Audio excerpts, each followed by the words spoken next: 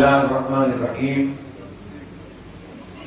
يا أيها الذين آمنوا اتقوا الله وكونوا مع الصادقين صدق الله العظيم. محترم جناب میاں محمد اسلم صاحب نائب امیر جماعت اسلامی پاکستان، جناب ڈاکٹر طارق سلیم صاحب امیر جماعت اسلامی صوبہ پنجاب شمالی، جناب مولانا عارف شرازی صاحب امیر جماعت اسلامی ضلع راولپنڈی، محترم جناب کاشف چودھری صاحب، میرے بہت ہی محترم صاحب رفیق صاحب، طارق خان صاحب، رحیم شیخ صاحب، جناب میجر احمد اللہ خان صاحب، جلیل احمد ملک صاحب، شہید میر صاحب، نعیم اشرف صاحب، ضیاء اللہ چوہان صاحب اور جناب راجہ جواز صاحب، اور میرے بہت ہی قابل احترام عزیز ساتھیوں، ہمارے اس سے پوری معیشت کا پہیہ چلانے والے، ہمارے تاجر برادری سے تعلق رکھنے والے میرے بھائیوں، نوجوانوں، سب سے پہلے میں شکر گزار ہوں کہ آپ نے شاندار استقبال بھی کیا، محبتیں اور الفتیں اس کے پھول نشاور کیے، اور مجھے بہت خوشی ہے کہ یہاں ایک چھت کے نیچے پوری تاجر برادری موجود ہے، اور صرف ضلع کی بنیاد پہ نہیں بلکہ تحصیلوں کی بنیاد پر بھی جو لیڈرشپ ہے وہ پوری کی پوری یہاں پر موجود ہے، اور ایک آواز ہے، اور سب یہ بات کہہ رہے ہیں کہ ہمیں یہ ظالمانہ بجٹ منظور نہیں ہے، یہ ٹیکسوں کا یہ ظالمانہ نظام منظور نہیں ہے۔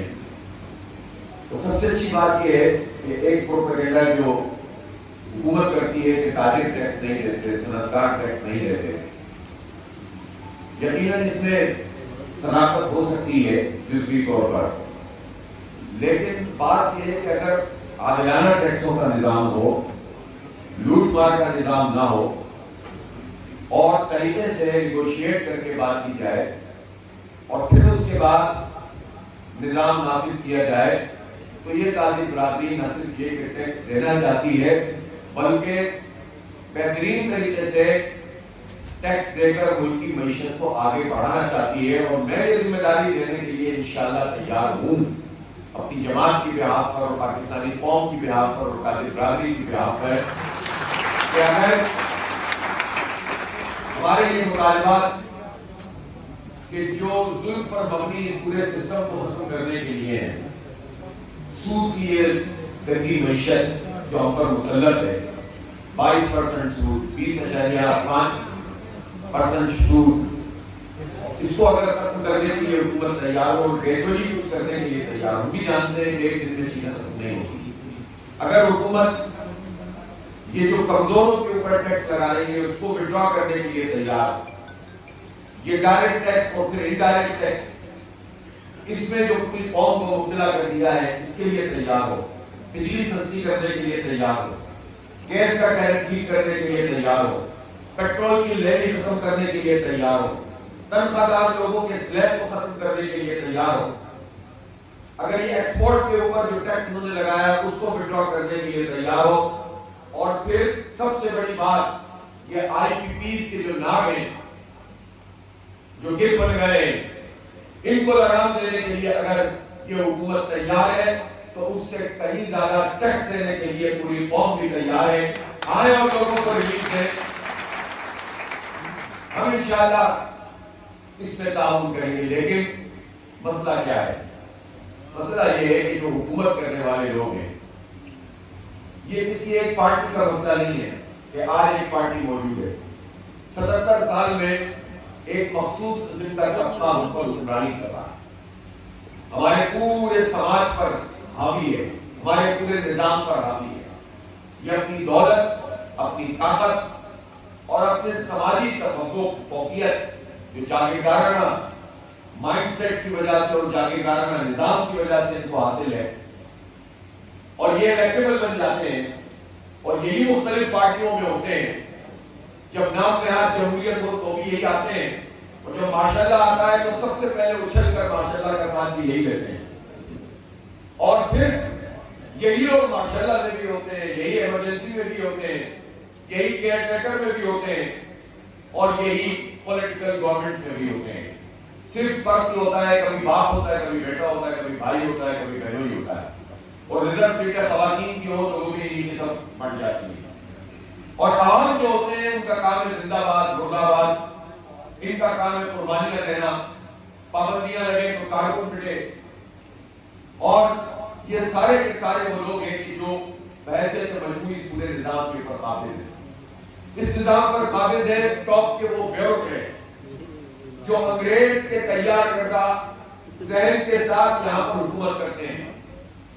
اور جب میں بیوروکریٹس کی بات کرتا ہوں, فوج کے جنرل کی بات کروں گا, جب ہم جاگیرداروں کی بات کرتے ہیں, ان سرمایہ داروں کی بات کرتے ہیں جو سرمایہ کی طاقت سے استحصال کرتے ہیں, تو اس کا مطلب یہ نہیں ہوتا کہ ہر کوئی غلط ہوتا ہے. انڈیویجول اچھے ہوتے ہیں, آپ کو جنرلوں بھی اچھے مل جائیں گے, بیوروکریٹس بھی ٹھیک مل جائیں گے, خود بڑے اور جاگیرداروں میں بہتر لوگ مل جائیں گے. لیکن در حقیقت وہ ذہنیت ہے کہ جس کے نتیجے میں یہ کلیکٹیو مائنڈ سیٹ بنا کر قوم کے اوپر حکومت کرتے ہیں, رول کرتے ہیں اور اپنی مراحت حاصل کرتے ہیں اور ایک دوسرے کا تحفظ کرتے ہیں. جزوی طور پر لڑائی کرتے ہیں لیکن بحیثیت مجموعی یہ پورا طبقہ ایک دوسرے کا تحفظ کرتا ہے اور عوام کو اپنے نچوڑتا ہے. یہ ہے پاکستان, کیا ہے پاکستان کا پورا نظام. اور اس میں ہوتا کیا ہے, اس میں ہوتا یہ ہے کہ یہ جو طبقہ ہے جاگیرداروں کا طبقہ, ابھی پچھلے سال کا جو فسکل ایئر تھا اس میں 375 ارب روپے کس نے جمع کرایا؟ تنخواہ دار لوگوں. ٹھیک ہے, تنخواہ دار لوگوں نے 375 ارب روپے جمع کرائے انکم ٹیکس میں. لیکن وہ جاگیردار جن کی زمینیں 25 ایکڑ سے زیادہ, اس سے پہلے والی بھی وہ بھی کہتے ہیں کہ چلو چھوٹا کسان ہے اس کو چھوڑ دیں, لیکن جو بڑے جاگیردار ہیں 50 ایکڑ 100 ایکڑ 1000 ایکڑ 5000 ایکڑ اس سے کہیں زیادہ, اور ان میں سے بھی بہت سے وہ ہیں جو انگریز کے زمانے سے زمینیں ان کو عطا کی گئی تھی, انہوں نے اپنی محنت سے نہیں بنائی تھی, غداری کرنے کے نتیجے میں ملی تھی, آزادی کی تحریک کچلنے کے لیے ملی تھی ان کو, مقامی غدار تھے وہ, انہیں کی اولادیں پر مسلط ہیں. تو ایسے سارے طبقات نے مل کر کتنا کیسے جمع کرا؟ 5 ارب. 375 تنخواہ دار, 5 ارب جاگیردار. اور پھر یہی جاگیردار ہماری قسمت پہ فیصلے کرتے ہیں. کابینہ میں اٹھا کر دیکھیں تو انہی کے نمائندے آپ کو ملیں گے, اسمبلی میں دیکھیں کہ آپ کو بہت بڑی تعداد میں ملیں گے. تو یہ کیسے جاگیروں پر ٹیکس لگا سکتے ہیں؟ یہ صرف اس صورت میں جاگیروں پر ٹیکس لگائیں گے جب آپ ان کو مجبور کر دیں گے, ان کا گھیراؤ کر لیں گے, ان کو نکلنے کا راستہ لے لیں گے, تو جاگیروں پر بھی ٹیکس لگے گا. اور یہ 25 کروڑ لوگ عوام اپنی طاقت کو پہچانے, اللہ تعالیٰ نے آپ کو بہت طاقت سے نوازا ہے. یہ وہ طبقہ ہے کہ جن کے گنا بھی یہی اگاتے ہیں اور شوگر مل بھی ہوتی ہے, اور جو نہیں اگاتے خود وہ دوسروں سے لیتے ہیں, اور جب لے لیتے ہیں تو پیسے نہیں دیتے. ابھی جتنا گنا لیا 6 مہینے ہو گئے لوگوں کی پیمنٹ نہیں کر رہے تھے, جبکہ ان کا شوگر کا کام آگے بڑھ گیا تھا. تو آپ سوچیں کیسا کاروبار ہے, لائبلٹیز آپ ادا نہ کریں, پروفٹ آپ کو ملتا ہے. تو ایسا کاروبار تو زبردست کاروبار ہے, یہ طاقت ان کو اس حکومت کے نظام میں ہونے کی وجہ سے ملتی ہے. خود جو ہمارا حکمران طبقہ اس وقت موجود ہے, ان کی اپنی شوگر مل ہے, 6 مہینے انہوں نے 1.5-2 ارب روپے کھا کے بیٹھے ہوئے تھے. کورٹ کے ذریعے سے دلوایا. ہمارا ایک فیصلہ تھا جس کو نظیر بنا کے لوگ کورٹ میں گئے, جماعت اسلامی نے پہلے کیس کیا تھا, اس کو نظیر بنا کے گئے اور پھر کورٹ نے آرڈر کیا ہے کہ ان کاشتکاروں کے پیسے آپ واپس کریں. تو آپ اندازہ لگائیں کہ کس طرح سے چھوڑتے ہیں. تو انہوں نے اپنے لیے یہ نظام بنایا ہے کہ یہ ٹیکس نہیں دیتے. پھر کتنے پیسے ایسے ہیں کہ جو یہ شو نہیں کرتے, یہ اپنے آپ کو ٹیکس نیٹ سے نکالتے ہیں اور زبردستی کے ٹیکس مسلط کرتے ہیں.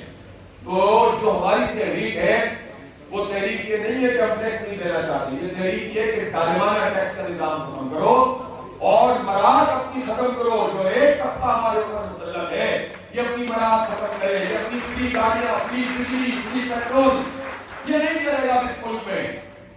ایک جج صاحب کا خط آج کل چل رہا ہے سوشل میڈیا پہ, اور انہوں نے یہ کہا کہ چونکہ میں نے سولر لگوا دیا ہے تو میرے پینشن میں مجھے 2000 یونٹ فری ہیں. چونکہ میں نے سولر لگا لیا ہے تو میں نے سوچا کہ انہوں نے کہا ہوگا کہ نہیں 2000 یونٹ کے پیسے واپس کر رہا ہوں. انہوں نے کہا نہیں, اب مجھے اس کے 2000 یونٹ کے برابر پیسے دیے جائیں تو میں بجلی کنزیوم نہیں کر رہا. تو بھائی آپ یہ ججز، یہ فوج کے جنرل اور یہ جناب یہ ٹاپ کے بیوروکریٹ، یہ سارے کے سارے مل کر اگر اتنی برات حاصل کریں اور ان کے پینشنیں بھی دیکھیں ججوں کی کتنی ہوتی ہیں، تو جو اس سسٹم سے اتنا سب کچھ حاصل کر رہا ہو اس کو نظر نہیں آتا کہ غریب کس طرح گزارا کر رہا ہے. لوگ خودکشیوں میں مجبور ہو رہے ہیں اور غریب تو اس کا حال تو آپ نے تباہ کر ہی دیا. جو متوسط طبقے کے لوگ تھے سفید پوش، جو مڈل کلاس ہے اس کو تو وہ تو چیخ بھی نہیں سکتا. وہ کیسے بتائے لوگوں کو کہ اپنے بچے کے اسکول کی فیس وہ ادا نہیں کر سکتا؟ ان ظالموں نے نظام تعلیم تو وہ بنایا ہے جس نظام تعلیم میں غریب کے لیے الگ تعلیم ہے، مڈل کلاس کے لیے الگ ہے، اپر مڈل کلاس کے لیے الگ ہے اور امیر کے لیے الگ ہے. جتنے آپ کے پاس پیسے ہیں اتنا خرچ کرو، اتنی اچھی تعلیم لو.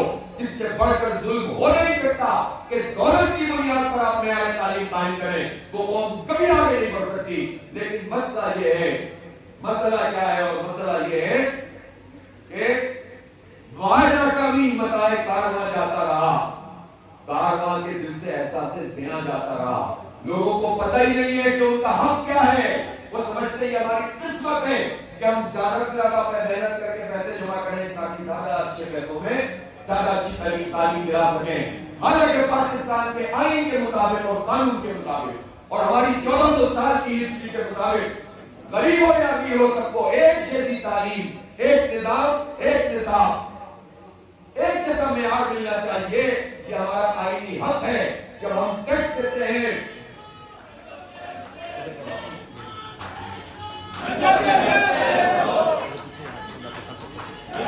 تو جب ہم موبائل کے کارڈ پہ ٹیکس دے رہے ہیں، موٹر سائیکل میں پیٹرول ڈلوا کے ٹیکس دے رہے ہیں، جب ہم بجلی کے بل میں ٹیکس اور 36 طرح کے ٹیکس دے رہے ہیں، جب ہم گیس کے بل میں ٹیکس دے رہے ہیں، کھانے پینے کی چیزوں میں ٹیکس دے رہے ہیں، تو یہ ریاست ہمارے بچوں کو معیاری تعلیم بھی نہیں دے سکتی، صحت کی سہولت بھی نہیں دے سکتی، امن بھی نہیں دے سکتی.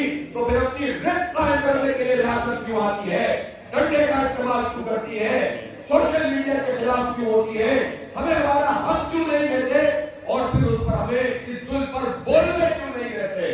یہ بولنے کی آزادی، یہ کہنے کی آزادی، یہ چیخنے کی آزادی بھی ہم سے چھین رہے ہیں. اس لیے اگر آپ نے اس غلامی کو توڑ دیا اور عمل نہیں کیا، نکلے نہیں، متحد نہیں ہوئے، تو یہ کھا جائیں گے. یہ طبقہ ایک دوسرے کا تحفظ کرے گا. آج ایک پارٹی اس کو پیچھے کیا ہوا ہے، کل کو وہ محبوب ہو جائے گی، دوسرے معطوب ہو جائیں گے، پھر وہ محبوب ہو جائیں گے، یہ معطوب ہو جائیں گے. یہ اقتدار کا میوزیکل چیئر یہ چلتا رہے گا، یہ نظام چلتا رہے گا. اور پاکستان کے جو عوام ہیں اور جو محنت کش ہیں اور جو طلبہ ہیں اور جو تاجر ہیں، یہ صنعتکار ہیں، یہ سب رک رہیں گے. اس لیے مایوسی کی بات میں نہیں کر رہا. مایوسی تو یہ ہوتی ہے کہ صاحب چھوڑ دو، کچھ نہیں ہو سکتا ہے اس ملک میں.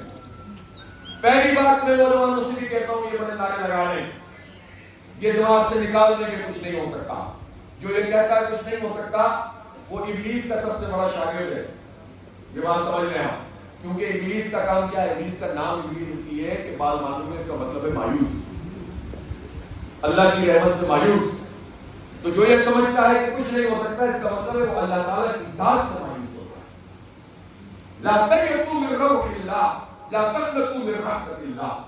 قرآن یہ کہتا ہے کہ اللہ کی رحمت سے نا امید نہ ہو، دنیا میں بھی آخرت میں.